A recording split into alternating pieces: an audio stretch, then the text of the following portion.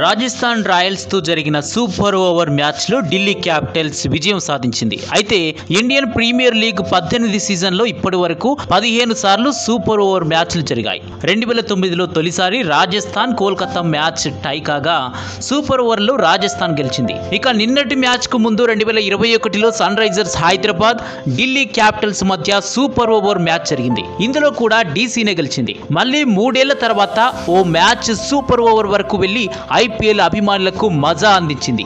IPL చరిత్రలో 4 సార్లు super ఓవర్లో విజయం సాధించిన జట్టుగా డీసీ రికార్డులోకి ఎక్కింది. ఆ తర్వాత పంజాబ్ కింగ్స్ 3 సార్లు, DC, PBKS, MI, RR, RCB జట్లు తలా 2 సార్లు సూపర్ ఓవర్లో విక్టరీని నమోదు చేశాయి.